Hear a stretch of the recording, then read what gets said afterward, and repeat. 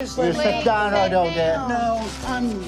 Wait, sit down. Okay. Like and subscribe right now, or this spider will crawl on your face when you're sleeping. There are plenty of reality shows on television that document weight loss in a variety of different settings. But My 600 Pound Life stands out from many of the rest as it focuses on the real lives of real people in their everyday world. Unfortunately, not all of the patients on My 600 Pound Life are able to maintain a successful weight loss, and in some cases, things just go way out of hand due to the behavior of some bad clients. Today, we are looking at the 10 worst My 600 Pound Life patients. Number 10. The Isanti Brothers. Few of the stars of My 600 Pound Life are more notorious than the Isanti brothers, Stephen in particular. Even though both were brothers, they were very different from each other. For one, Stephen pretended that he was following Dr. Now's strict diet during the show, but was binge eating unhealthy foods behind everyone's back. Additionally, he would manipulate and bully anyone, including his father, to get what he wanted. He also wouldn't stop eating painkillers, which Dr. Now prohibited. Because of Stephen's continued and repeated abusive behavior toward his brother, Justin ended up quitting Dr. Now's program. He lives in Rhode Island. It looks like Stephen is out of the program too, as he's now living in Iowa, and surprisingly, married.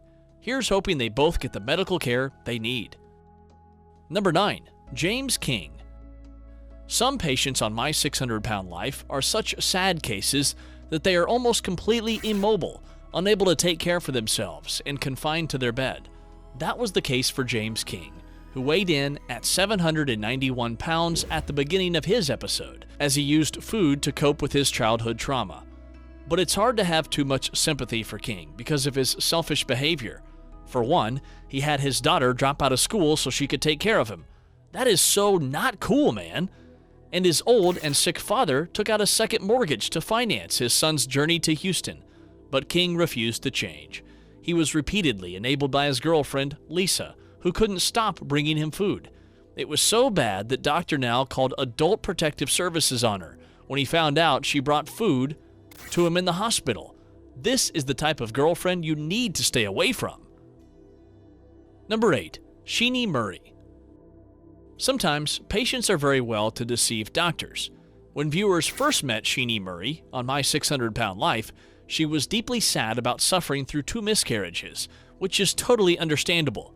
We all know losing children is probably the hardest thing in life.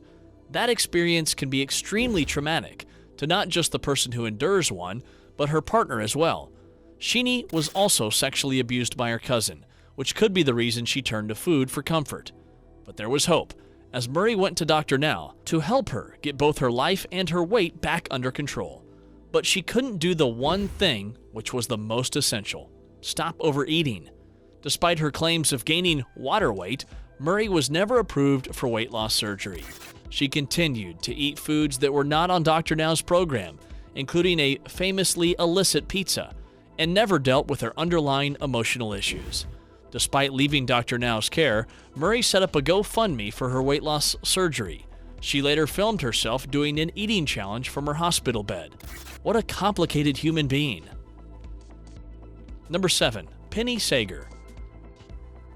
There are some patients who are way too stubborn and always think they know better than the doctor. Penny Sager was such a case. She appeared on My 600 Pound Life in the earlier part of Season 2, and very quickly became one of the reality show's OGs. Unlike her fellow co-stars that season, Sager didn't comply with Dr. Now's diet and exercise plan. Although she did drop 40 pounds while hospitalized at the beginning of her episode, which qualified her for weight loss surgery, that was the only weight loss documented for Sager. In fact, by the end of her episode, she managed to gain weight after surgery, which is pretty mind-blowing. Things weren't much better in her follow-up episode, in which Sager claimed she was doing much better and seeing improvements in her health. Of course, Dr. Now didn't agree with that assessment and said angrily that Sager was addicted to food and is delusional about any imagined progress.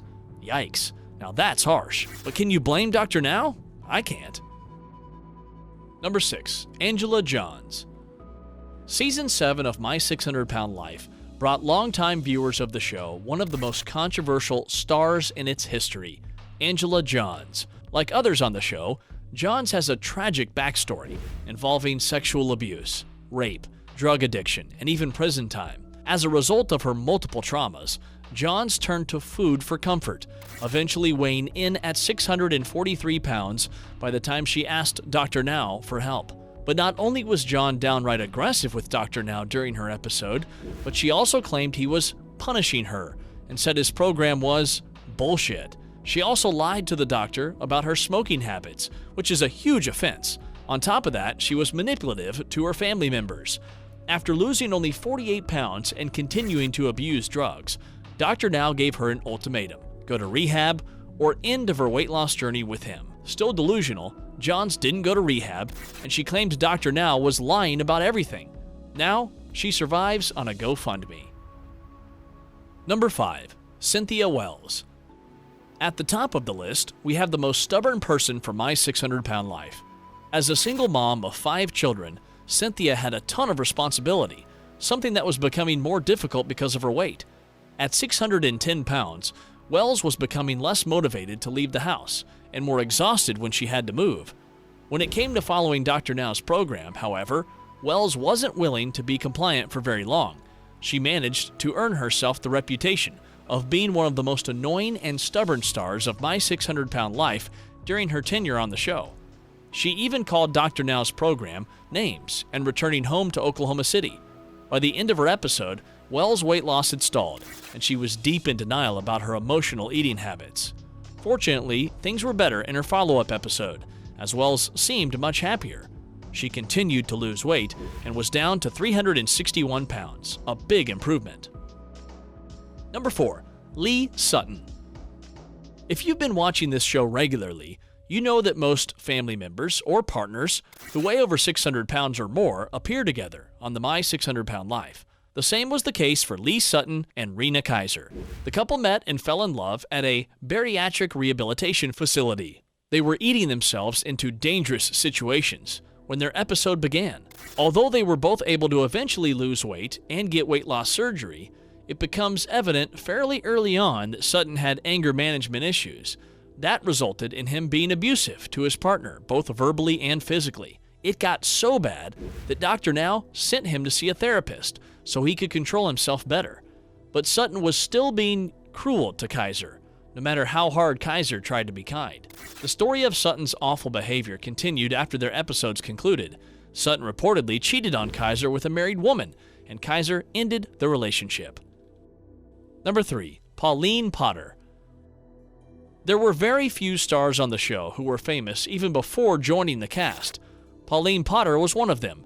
That's because she had herself certified as the world's heaviest woman in the 2011 Guinness Book of World Records. She used the most extreme things to lose weight. By the time Potter got to Dr. Now's office, she weighed 678 pounds, and her health was beginning to really suffer because of it. But Potter was resistant, even telling Dr. Now that he was overreacting when he wanted her hospitalized to get her weight under control. Potter continued to be stubborn even after she had weight loss surgery. Fans were completely annoyed with her too. Fortunately, Potter did eventually get herself together, and in her follow-up episodes, managed to lose 300 pounds. Number 2. Mercedes Cephas. Of all the stars on My 600 Pound Life, Mercedes Cephas' story is among the most heartbreaking. When she was only 11 years old, her father began sexually abusing her, which caused her to have feelings of shame, guilt, and sadness. By the time she was 15 years old, she was up to 300 pounds. Obviously, this had a huge impact on her life. But when confronted about her eating habits by Dr. Now, Cephas insisted that she wasn't overeating. She said she just wasn't eating the right foods, even at 773 pounds. And when she finally did move to Houston months later, she had only dropped just under 50 pounds. With time, she gained weight, showing she clearly was not following Dr. Now's program. And by the end of her episode, she had only lost around 80 pounds altogether. Number 1. Angela Gutierrez. When viewers first met Angela Gutierrez on her episode of My 600 Pound Life, it was kind of apparent that she had been through a lot, having lost custody of her children due to child endangerment and attempting to take her own life. Gutierrez, like many others on the show, lost herself down the rabbit hole of compulsive overeating. By the time she made the journey to Dr. Now with her ex-boyfriend, she weighed in at 608 pounds. When Dr. Now charged her to lose weight by following his diet plan, Gutierrez faltered, unable to comply with his demands. She started missing appointments, eventually dropped out of the program altogether, and returned to her home in Ohio. But she still had one more check-in with Dr. Now, which she did via video chat. In it, she told him that she lost 120 pounds, to which he responded that she's delusional. That's never a good sign. Dr. Now is one strict doctor. Which one of these patients do you think was the worst? Let me know in the comments, and if you enjoyed the video, don't forget to like and subscribe to my channel.